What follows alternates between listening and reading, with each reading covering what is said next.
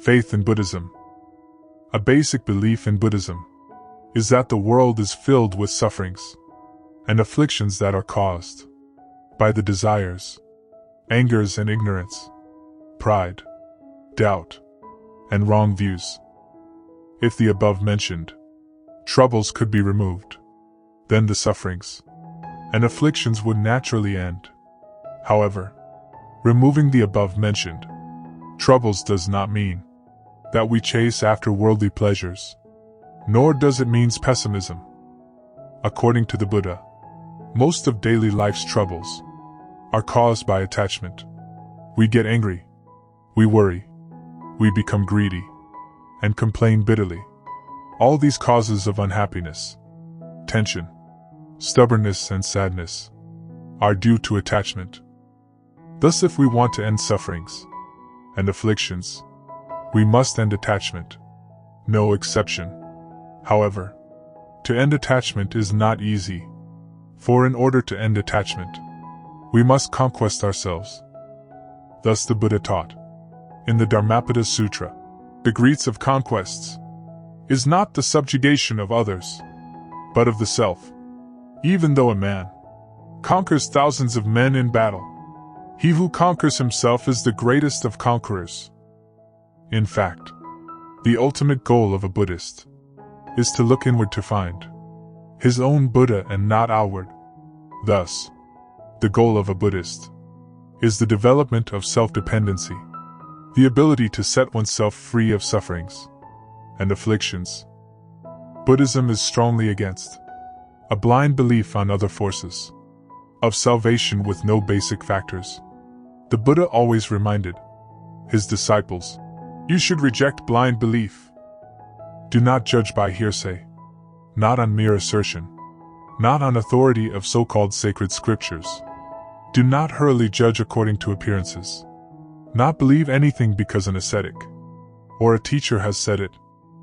With Buddhism, to believe religion without understanding it thoroughly, it's a blind faith, or it's not different from superstition, even though understanding, but understanding without finding, to see if it's right or wrong, in accordance or not in accordance with truth, with reality. It's also a form of superstition, or wrong belief.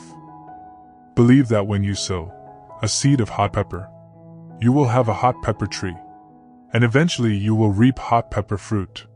However, even though you have already sown the seed of hot pepper, but you realize that you don't like to eat fruit that is hot, you stop fertilizing and watering the hot pepper tree.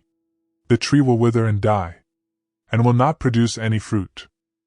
Similarly, if you know an action is bad and unwholesome, you refuse to act. Of course you will not receive any bad or unwholesome consequence. The Buddha refuses to believe that whatever happens to a person, either good or bad, is due to chance, fate or fortune. Everything that happens has a specific cause or causes, and there must be some tight relationships between the cause and the effect. Those who want to believe in Buddhism should not rush to become a Buddhist with the wrong understanding or blind belief in Buddhism. You should take your time to do more researches, to ask questions, and to consider carefully before making your final decision. Religions that worship God have always considered reason and wisdom as the enemy of faith, and dogma for them there exists only believe or not believe and nothing else. In fact, if we accept that there exists a so-called Almighty God, we cannot accept any of the findings of modern science, neither Darwin's science of biological evolution, nor the theories of the nature and evolution of the universe coming from modern physics. They believe that a so-called Creator God invented humankind and the universe all at once, and that these three realms of God, man and universe, all are separate. However, modern science agrees with what the Buddha taught almost 26 centuries ago, and proves that the universe is one infinite process of change. Furthermore, the belief of salvation by God caused a serious danger to the whole world, especially from the 1st century to the end of the 19th century. For those who believe in the salvation of God, believe that they must impose salvation on others.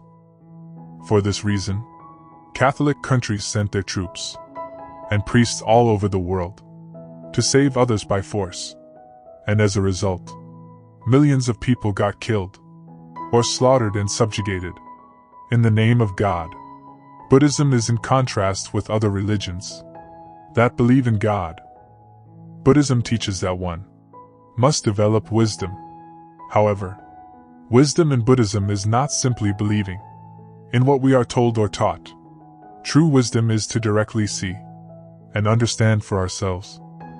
With this wisdom, people will have an open mind that listens to others' points of view rather than being closed-minded. People will also carefully examine facts that contradicts their belief rather than blindly believing. Sincere Buddhists never believe in the law of eternity. The Buddha accepts the law of impermanence or change and denies the existence of eternal substances. Matter and spirit are false abstractions that, in reality, are only changing factors or dharmas, which are connected and which arise in functional dependence on each other. Thus, Buddhist faith means that the devotee accepts the Buddha as a teacher and a guide, his doctrine as way of life, and the Sangha community as the exemplars of this way of life. According to Buddhist point of view in faith, everyone is completely free to make his own choice in faith. No one has the right to interfere with other people's choice. Let's take a close look in the Buddha's teaching in the Kalama Sutra. Nothing should be accepted merely on the ground of tradition or the authority of the teacher, or because it is the view of a large number of people, distinguished or otherwise. Everything should be weighed, examined and judged according to whether it is true or false in the light of one's own true benefits. If considered wrong, they should not be rejected, but left for further considerations. Therefore, we see clearly that Buddhism is based on personal experience, rationalism, practice, morality, and insight. There is no need to propitiate gods or masters. There is no blind adherence to a faith, rigid dogmas, rituals, holy scriptures, or myths. The Buddha always confirmed his disciples that a salvation can only be gained by man, and by man only during his life without the least help from a so-called god or gods. The Buddha taught us to try to recognize truth so we can understand our fear, to lessen our desires, to eliminate our selfishness, and to calmly and courageously accept things we cannot change. He replaced fear, not with blindly and irrational belief, but with rational understanding, which corresponds to the truth. Furthermore, Buddhists do not believe in God because there does not seem to be any concrete evidence to support this idea. Who can answer questions on God? Who is God? Is God masculine, or feminine, or neuter? Who can provide ample evidence with real, concrete, substantial, or irrefutable facts to prove the existence of God? So far, no one can. Buddhists suspend judgment until such evidence is forthcoming. Besides, such belief in God is not necessary for a really meaningful and happy life. If you believe that God make your life meaningful and happy, so be it. But remember, more than 2/3 of the world do not believe in God. And who can say that they don't have a meaningful and happy life? And who dare to say that those who believe in God all have a meaningful and happy life? If you believe that God help you overcome disabilities and difficulties, so be it. But Buddhists do not accept the theological concept of salvation. In the contrary, based on the Buddha's own experience, he showed us that each human being had the capacity to purify the body and the mind, develop infinitive love and compassion, and perfect understanding. He shifted the gods and heavens to the self-heart, and encouraged us to find solution to our problems through self-understanding. Finally, such myths of God and creation concept has been superseded by scientific facts. Science has explained the origin of the universe completely, without recourse to the God idea. Buddhism considers humans' liberation the priority. Once the Buddha was asked by a monk named Malunkyaputta whether the world was eternal or not eternal, whether the world was finite or infinite, whether the soul was one thing and the body another, whether a Buddha existed after death or did not exist after death, and so on, and so on. The Buddha flatly refused to discuss such metaphysics, and instead gave him a parable.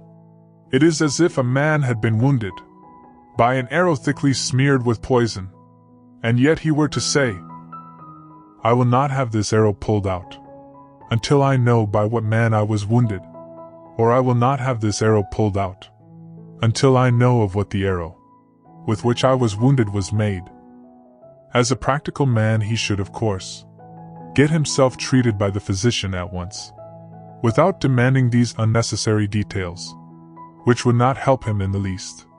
This was the attitude of the Buddha toward the metaphysical speculation, which do not in any way help improve ourselves in our cultivation. The Buddha would say, "Do not go by reasoning nor by argument." Besides, Buddhism does not accept such practices as fortune-telling, wearing magic charms for protection, fixing lucky sites for building, prophesying and fixing lucky days. All these practices are considered useless superstitions in Buddhism. However, because of greed, fear, and ignorance, some Buddhists still try to stick to these superstitious practices. As soon as people understand the Buddha's teachings, they realize that a pure heart can protect them much better than empty words of fortune-telling, or wearing nonsense charms, or ambiguous chanted words, and they are no longer rely on such meaningless things.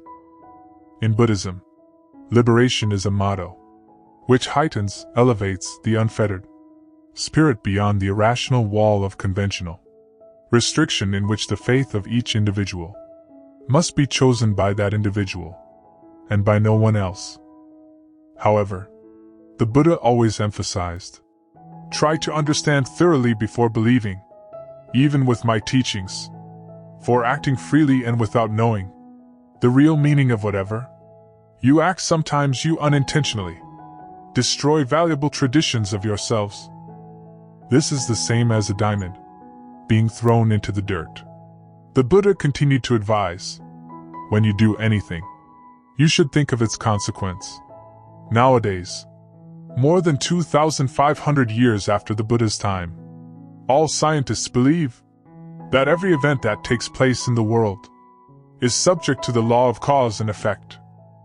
In other words, cause is the activity, and effect is the result of the activity. The Buddha described the world as an unending flux of becoming. All is changeable, continuous transformation, ceaseless mutation, and a moving stream. Everything exists from moment to moment. Everything is recurring, rotation of coming into being, and then passing out of existence. Everything is moving from formation to destruction, from birth to death. The matter of material forms are also a continuous movement, or change towards decay. This teaching of the impermanent nature of everything is one of the most important points of view of Buddhism. Nothing on earth partakes of the character of absolute reality. That is to say, there will be no destruction of what is formed. Is impossible. Whatever is subject to origination is subject to destruction. Change is the very constituent of reality. In daily life, things move and change between extremes and contrasts, rise and fall, success and failure, gain and loss. honor and contempt, praise and blame, and so on. No one can be sure that a rise does not follow with a fall, a success does not follow with a failure, a gain with a loss, an honor with a contempt, and a praise with a blame. To thoroughly understand this rule of change, or impermanence, Buddhists are no longer dominated by happiness, sorrow, delight, despair, disappointment, satisfaction, self-confidence, and fear. In the noble teachings of the Buddha, it is honesty, kindness, understanding, patience, generosity, forgiveness, loyalty, and other good qualities that truly protect us and give us true happiness and prosperity. A man who possesses the above mentioned characteristics, that man is traveling on the path to the Buddha's land. It is true that Buddhahood cannot be found outside.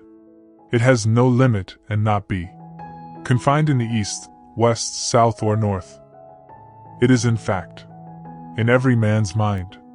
In the Lotus Sutra, the Buddha taught, once upon a time, there was a father who was very old, and death was hovering on him. He had a little son, and wanted him to be well off in the future. He hid a very valuable diamond between the hems of his son's shirt, and then gave him some advice. After his father's passing away, the son forgot completely about the hidden diamond. He became poor, wandering here and there to beg for help, met with nothing but refusal. One day, he suddenly remembered about the hidden treasure left by his father. From thence he became a rich man, and no longer depended on others for help. Most of us are agreed to the fact that among all living beings, human beings are unique beings who can understand what we are and what we should be. Compared to other beings, man is most complete and superior not only in the mentality and thinking, but also in the ability of organization, of social life. Human beings' life cannot be substituted, nor repeated nor determined by someone else. Once we are born in this world, we have to live our own life, a meaningful and worth living life. Thus the ancient said, man is the most sacred and superior animal, and the Buddha taught in the Upasaka Sutra, in all beings, man is endowed with all necessary faculties, intelligence. Besides, man's conditions are not too miserable as those beings in hell, not too much pleasure as those beings in heaven, and above all, man's mind is not so ignorant as that of the animals.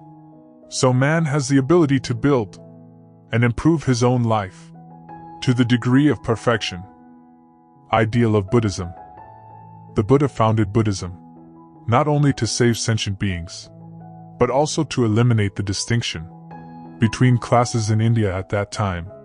To the Buddha, the ideal of Buddhism would first give everyone an equal opportunity in daily life, as well as in cultivation, against the asserted superiority of the Aryan race, and the appellation of Anarya, or non-Aryan, given to the aborigines of some earlier immigrants on the Indian continent.